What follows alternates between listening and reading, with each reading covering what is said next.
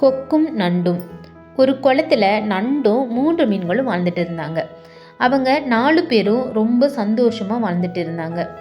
அந்த குளத்துக்கு உணவு தேடி தினமும் ஒரு கொக்கு வந்துட்டு இருக்கும். அந்த கொக்குக்கு இந்த மீன்களை எப்படியாச்சும் சாப்பிடணும் அப்படின்னு ஆசை. ஆனால் அவங்க 4 பேரும் ஒற்றுமையாக இருந்ததால் அந்த கொக்கோட ஆசை நிறைவேறலை.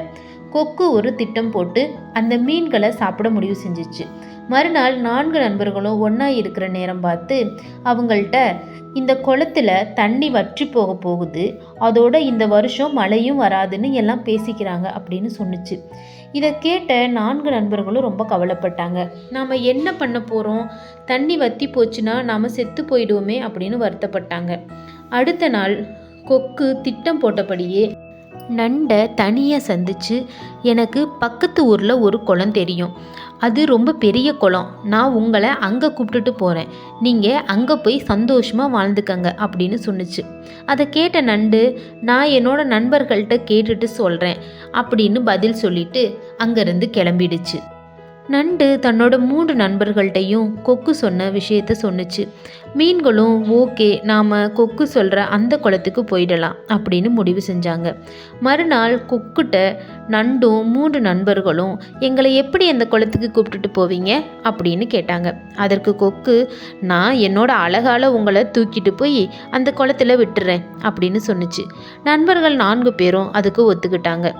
கொக்கு முதல் நாள் ஒரு மீனை தன்னோட அழகால கொத்தி தூக்கிட்டு போச்சு. ஆனால் அது அந்த மீனை வேற குளத்துக்கு கொண்டு போய் விடலை. அது தன்னோட உணவாக மாற்றி அதை சாப்பிட்டுருச்சு. அடுத்த நாள் பழைய குளத்துக்கு மறுபடியும் கொக்கு போச்சு. மற்ற 2 மீன்களும் நண்டும் கொக்குட்ட, அவனுக்கு அந்த குளம் பிடிச்சிருந்ததா, பத்திரமா போய் விட்டுட்டீங்களா அப்படின்னு கேட்டாங்க. கொக்கு அவங்கள்ட்ட, அவனுக்கு புது குளம் ரொம்ப பிடிச்சிருக்குது, உங்கள் வருகைக்கு தான் காத்துட்டு இருக்கான் அப்படின்னு சொல்லிட்டு 2வது மீனை கூப்பிட்டுட்டு போச்சு. அந்த மீனையும் அழகால கொத்தி கொக்கு தன்னோட உணவாக மாற்றி சாப்பிட்ருச்சு.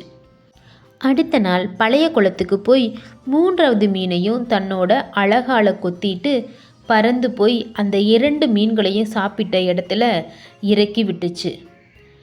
அட பாவி, என்னோட நண்பர்கள் 2 பேர்த்தையும் கொன்னுட்டியா அப்படின்னு சொல்லி அந்த மீன் அழுதுச்சு. அந்த நேரத்திலேயே 3வது மீனையும் கொக்கு சாப்பிட்ருச்சு. கொஞ்ச நாட்களுக்கு பழைய குளத்துக்கு கொக்கு போகவே இல்லை. கொஞ்ச நாள் கழிச்சு பழைய குளத்துக்கு கொக்கு போச்சு.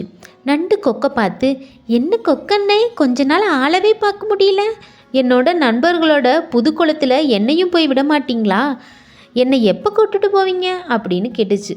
கொக்கு, ஆகா, நண்டு கறி மிகவும் ருசியாக இருக்குமே அப்படின்னு நினச்சிட்டு, உன்னை எனது அழகால கொத்தி செல்ல முடியாதே, என்ன செய்யலாம் அப்படின்னு கேட்டுச்சு. அதற்கு நண்டு, நான் உங்கள் முதுகு மேலே ஏறிக்கிறேன் அப்படின்னு ஏறிக்கிட்டு சவாரி செய்ய ஆரம்பிச்சிச்சு. நண்டு கீழே பார்த்துக்கிட்டே கொக்கு மேலே ஏறி சவாரி செஞ்சுக்கிட்டு இருந்துச்சு. கீழே மீன் முட்கள் இருக்கிறத பார்த்துட்டு கொக்கு மேலே சந்தேகப்பட்டு, அன்னை, என் நண்பர்கள் நலமாக இருக்காங்களா அப்படின்னு கேட்டுச்சு. அதற்கு கொக்கு சிரித்தபடியே, நலமாக இருக்காங்க சொர்க்கத்தில் அப்படின்னுச்சு. ரொம்ப கோபமான நண்டு தன்னோட கொடுக்கால கொக்கோட கழுத்தை நல்லா கடிச்சிச்சு. அதனால் கொக்கு கீழே விழுந்து இறந்து போச்சு. நண்டு புது களத்தில் புது நண்பர்களோட புது வாழ்வை தொடங்குச்சு.